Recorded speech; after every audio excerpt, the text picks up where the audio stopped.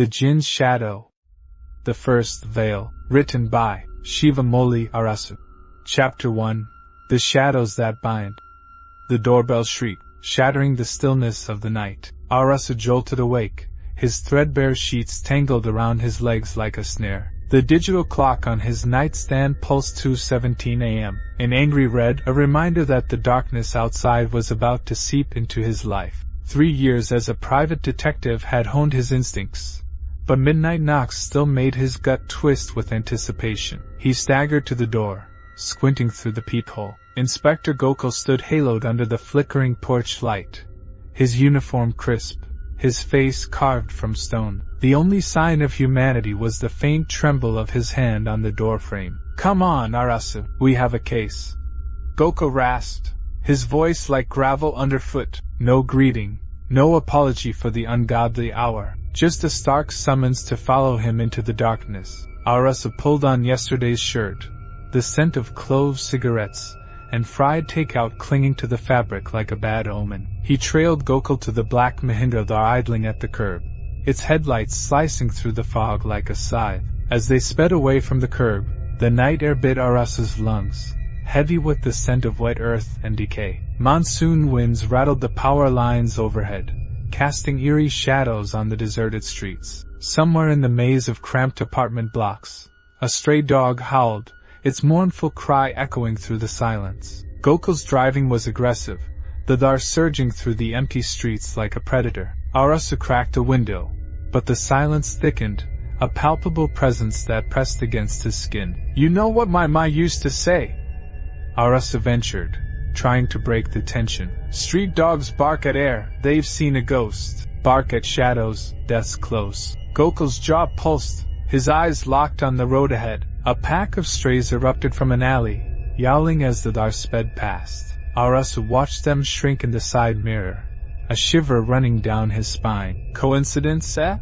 he muttered, but Gokul's silence was a palpable thing, a wall of stone that Arasu couldn't breach. He tilted his head, studying Gokul's profile. Moonlight caught the sweat sheening the inspector's neck, the tremor in his hands. This wasn't the man who'd laughed through a shootout last Diwali, blood streaming from a grazed shoulder. This Gokul looked haunted. "What's chewing your brain, YR?"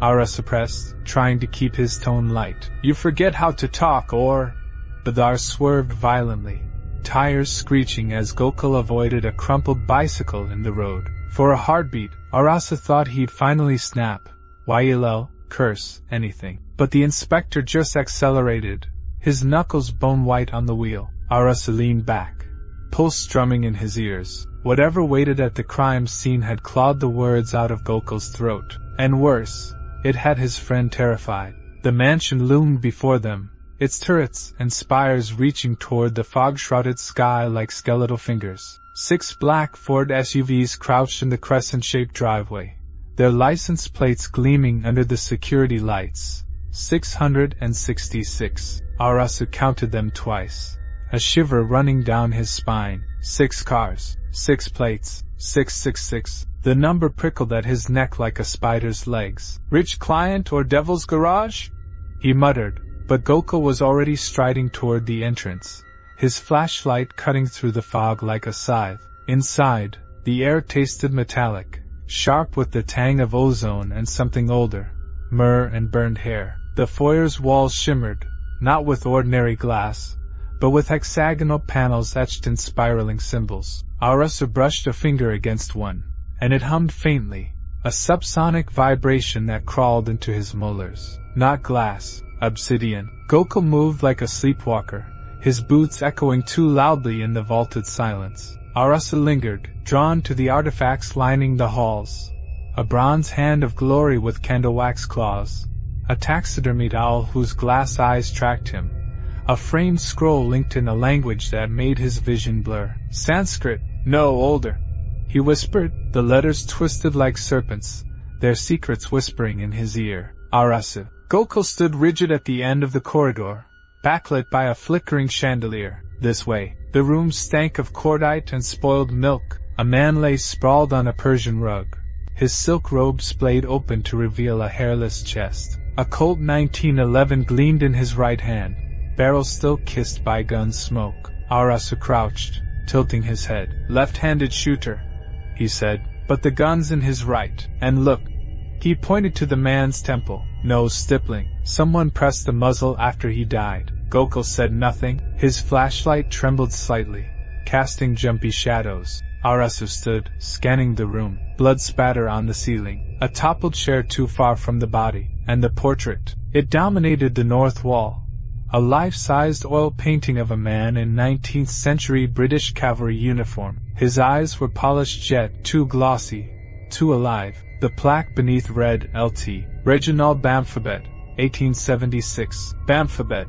Arasu breathed. The name slithered out unbidden. Gokul made a sound, a stifled whimper. Arasu stepped closer to the portrait. The eyes shifted. Not a trick of the light.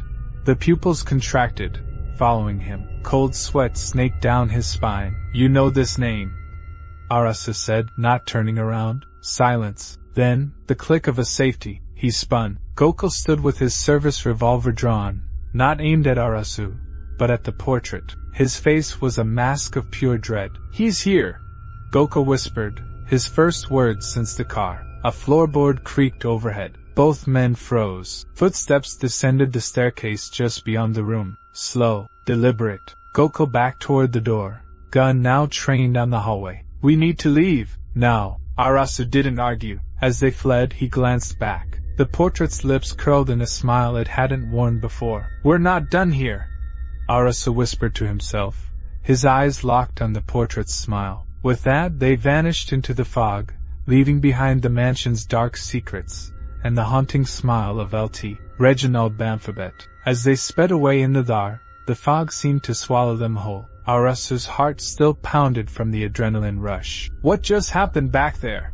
he asked Gokul, but the inspector's face was set in stone. The silence between them was oppressive, heavy with unspoken fears. Arasu knew they'd have to confront the darkness head-on if they wanted to survive. The night seemed to stretch out before them like a minefield, waiting to be navigated, and Arasu knew he'd follow Gokul into the heart of darkness, no matter the cost. The mystery deepens. Continue the journey in the Jinn's shadow, the first veil, now available on Kindle.